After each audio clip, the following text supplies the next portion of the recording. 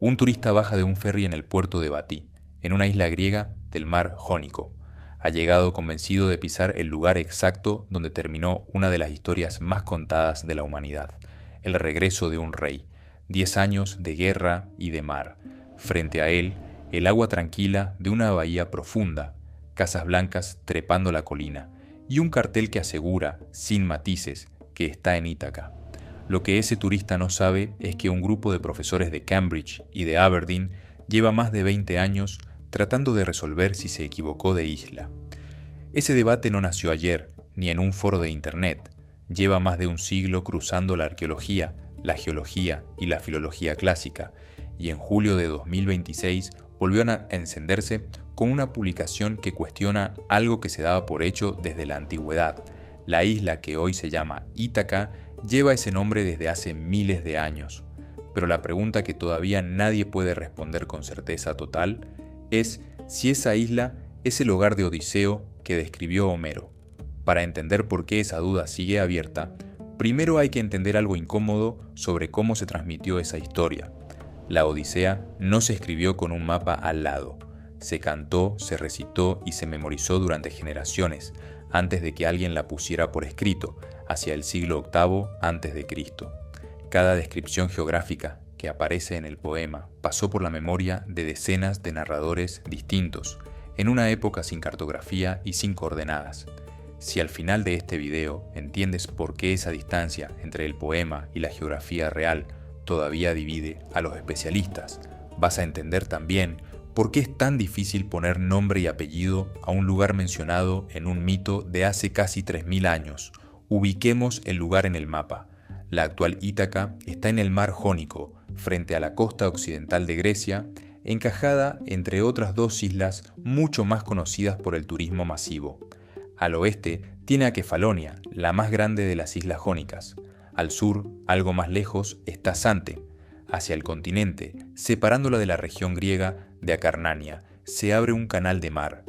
La isla mide apenas 96 kilómetros cuadrados. Cabe, sin exagerar, dentro de una ciudad mediana cualquiera. Vive ahí, según el último censo, un poco menos de 3000 personas. No hay aeropuerto en Ítaca. Para llegar hay que volar hasta Kefalonia y cruzar después en ferry, o tomar un barco desde el puerto de Astacos, en el continente, o desde Kilini, en el Peloponeso.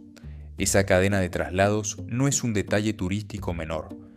Durante siglos, cualquier persona que quisiera llegar a esta isla dependía por completo del mar y del clima, un enfermo grave, una emergencia, una carta importante. Todo pasaba primero por un barco y el mar decidía cuándo. Esa dependencia moldeó también la economía de la isla durante generaciones.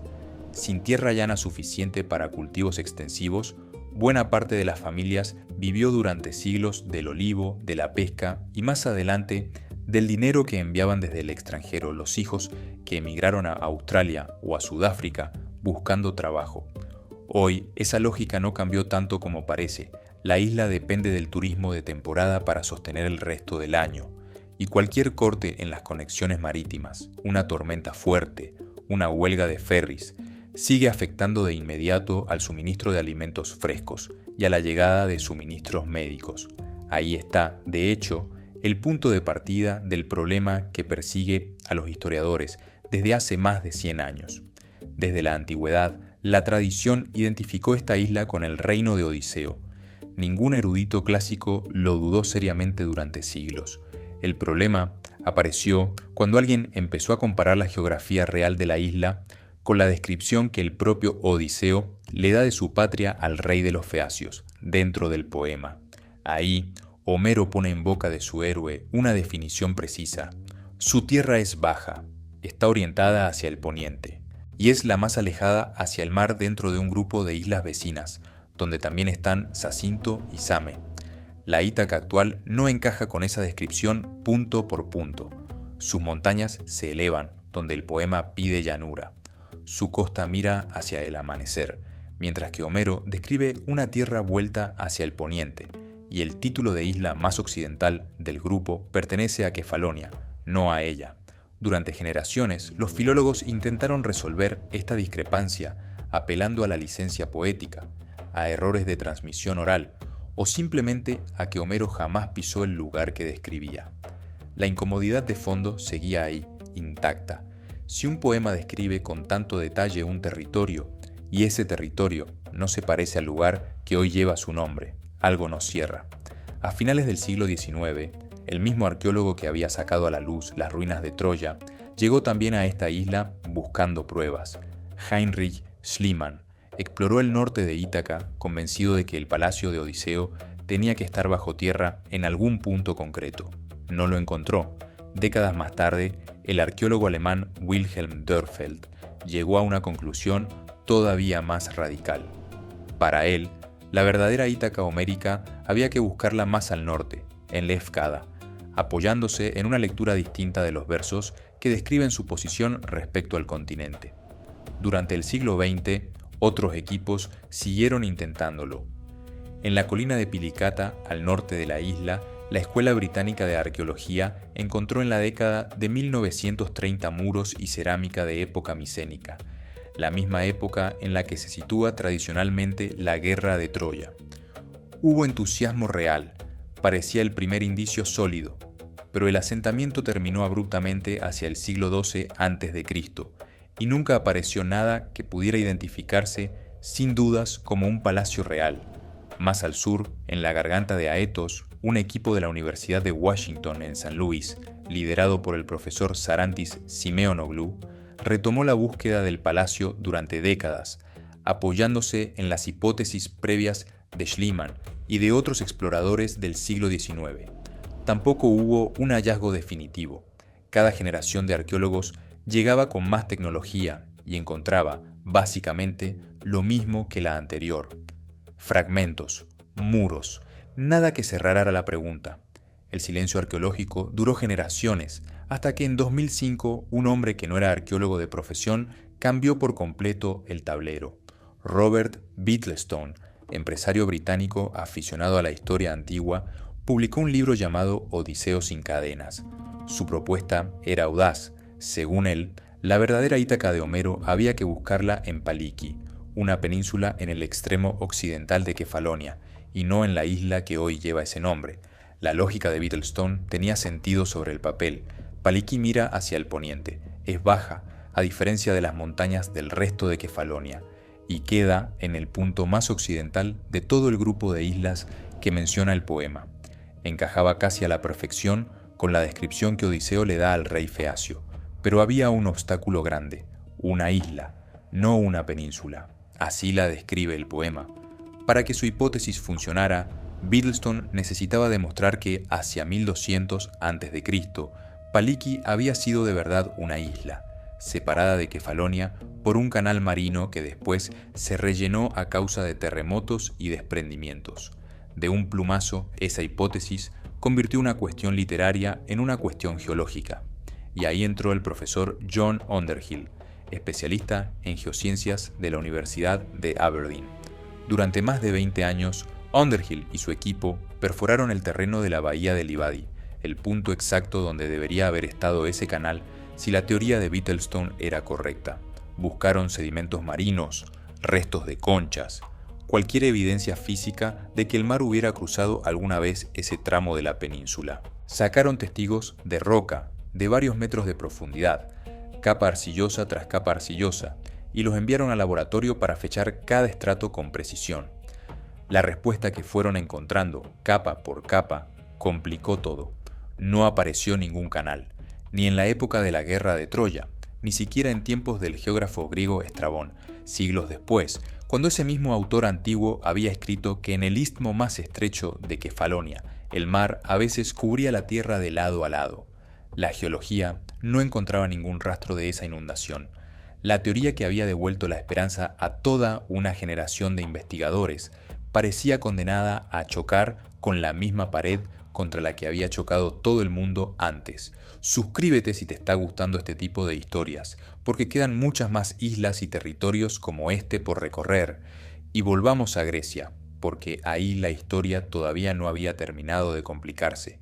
En julio de 2026, Underhill volvió a publicar, pero esta vez junto al profesor James Diggle, uno de los mayores traductores vivos de Homero en Cambridge. Lo que propusieron no fue abandonar la teoría de Whittlestone, fue cambiar la pregunta que llevaba 2 décadas mal planteada. Diggle se dedicó a revisar verso por verso cada mención de la palabra griega, que Homero usa habitualmente para decir isla, y encontró algo que había pasado inadvertido durante casi 3000 años. Homero usa esa palabra decenas de veces en el poema, para Zacinto, para Same, para Duliquio, pero nunca, ni una sola vez, la usa para describir Ítaca. Tuvo docenas de oportunidades para llamar isla a la patria de su héroe, y en todas ellas eligió no hacerlo. Leída durante siglos como un simple detalle de estilo, esa ausencia cambia por completo el problema. Si Ítaca nunca fue descrita como una isla independiente, el requisito que hundió a Whittlestone durante 20 años dejaba de tener sentido. Lo que pedía el texto era una franja de tierra baja, conectada a una isla más grande, con mar a ambos lados. Eso es exactamente Paliki tal como existe hoy, sin necesidad de ningún canal, ningún terremoto, ni ningún relleno geológico, sin cambiar ni un metro de terreno. La misma península que Underhill llevaba 2 décadas descartando terminó siendo la pieza que faltaba. La revisión de Diggle y Underhill no resuelve todo. Ningún palacio ha aparecido todavía bajo la tierra de Paliki. El equipo de Whittlestone excavó parcialmente el pantano de Livadi, el punto que él identificó como puerto de Odiseo, y encontró indicios de actividad antigua, pero nada que pueda llamarse sin matices el palacio de un rey micénico. La comunidad académica sigue dividida. Para algunos filólogos, la ausencia de la palabra isla es una pista real. Para otros, es una casualidad estilística en un poema compuesto de forma oral, donde la métrica del verso a veces obliga a elegir una palabra en lugar de otra.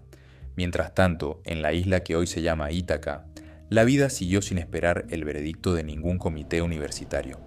En el norte de la isla, en un yacimiento conocido desde el siglo XIX como la Escuela de Homero, un equipo de la Universidad de Ioannina lleva excavando desde 2018 sobre trabajos anteriores realizados entre 1994 y 2011. Ahí no aparecieron los muros de un palacio, pero sí algo distinto, y en su propio terreno igual de valioso. Restos de un culto religioso dedicado a Odiseo que se mantuvo activo durante más de 1000 años, un fragmento de cerámica con una variante de su nombre grabada, un busto de bronce del héroe, de época romana, una teja votiva con una inscripción dedicada a él. Ese culto no confirma que Odiseo existiera de verdad, pero revela algo distinto y quizás más interesante todavía. La gente que vivió en esta isla siglos después de que se cantara por primera vez la Odisea, ya creía que su tierra era la de ese héroe, y construyó un santuario para honrarlo mucho antes de que Whittlestone, Dörpfeld o cualquier geólogo británico discutieran sobre canales marinos. Hoy, más de un siglo después de que Schliemann cavara sin suerte en el norte de la isla, Ítaca sigue siendo un lugar que exige esfuerzo para ser visitado. No tiene grandes hoteles de cadena, tampoco vida nocturna comparable a la de sus vecinas Kefalonia o Zante. La mayoría de sus habitantes vive concentrada en Bati, la capital, un pueblo de calles estrechas construido alrededor de una bahía tan cerrada que apenas se nota el oleaje. El resto de la población se reparte en pequeños pueblos de montaña como Chioni, Freix o Stavros, cerca del yacimiento de la Escuela de Homero. La misma dificultad que durante siglos obligó a depender del mar para cualquier necesidad básica, hoy funciona casi al revés. Protege a la isla del turismo masivo que ha transformado a Kefalonia y a Zante en destinos saturados durante el verano. Los visitantes que llegan hasta Ítaca suelen buscar específicamente el mito. Caminan hasta la cueva de las ninfas, donde la tradición local sitúa el escondite del tesoro que Odiseo trajo desde Troya. Suben hasta la colina de Aetos, convencidos, con razón o sin ella, de estar pisando el lugar donde una vez hubo un trono. Ese interés se multiplicó de golpe cuando, ese mismo julio, Christopher Nolan estrenó su versión cinematográfica de la Odisea, protagonizada por Matt Damon como Odiseo y Anne Hathaway como Penélope, filmada íntegramente con cámaras IMAX de 70 milímetros. La película reactivó de la noche a la mañana el interés global por el mito, y con él las preguntas sobre dónde ocurrió esa historia. Apenas 2 días después del estreno, la agencia Associated Press publicó un artículo recogiendo las objeciones de varios helenistas frente a ciertas licencias de la adaptación de Nolan, casi al mismo tiempo que se difundía la revisión académica de Diggle y Underhill. Dos historias que llevaban meses avanzando por caminos separados, la del guión de Nolan y la del debate académico sobre Palicki, terminaron chocando en las mismas semanas de julio, frente a la misma audiencia global. De fondo, la pregunta que ya llevaba 2 décadas abierta seguía siendo la misma. Si ni siquiera los profesores de Cambridge se ponen de acuerdo sobre dónde estaba Ítaca, ¿qué autoridad tiene una superproducción de Hollywood para decidirlo con una localización de rodaje? La pregunta importa menos de lo que parece a los casi 3.000 habitantes que hoy viven en la isla que lleva ese nombre. Nadie en Batty espera el resultado de una investigación geológica en Aberdeen para seguir llamando a su tierra Ítaca. La siguen llamando así porque ahí nacieron, porque ahí está enterrada su familia, porque ese nombre aparece escrito en documentos, en pasaportes y en la memoria colectiva del lugar desde hace más tiempo, del que cualquier arqueólogo puede reconstruir con precisión. Esa persistencia dice algo que va más allá del paisaje, del mar o de las bahías cerradas que protegen del oleaje. Tiene que ver con la identidad que un territorio construye alrededor de una historia, aunque esa historia nunca pueda demostrarse del todo. La isla no necesita ser, en sentido estricto, el escenario real de un poema de casi 3.000 años, para que sus habitantes sientan que les pertenece. Le basta con haber cargado ese nombre durante generaciones suficientes como para que separarlo del mito ya no tenga sentido práctico. Pregúntale a un pescador de Batty si su isla es la Ítaca real, y se encogerá de hombros antes de contestar. Para él, la discusión pertenece a los profesores. Ningún canal marino desaparecido hace 3.000 años define su relación con el lugar. Lo que la define es una casa, una tumba familiar en el cementerio del pueblo, un trabajo que solo tiene sentido ahí y en ningún otro sitio del mapa. Quizás la verdadera Ítaca nunca estuvo completamente perdida. Quizás simplemente nunca estuvo donde todos, durante casi 3.000 años, dieron por hecho que tenía que estar. Entre las montañas de la isla que hoy lleva su nombre y la península baja de Palicki, al otro lado del mar, sigue abierta una pregunta que ni la arqueología, ni la geología, ni una superproducción de Hollywood con cámaras IMAX han logrado cerrar del todo. Buscamos coordenadas exactas para un lugar que, desde el principio, se construyó con la memoria imprecisa de generaciones de narradores que nunca tuvieron un mapa delante. Y aún así, casi 3.000 años después, seguimos discutiendo con la misma intensidad dónde exactamente terminó de volver a casa un hombre, que quizás nunca existió.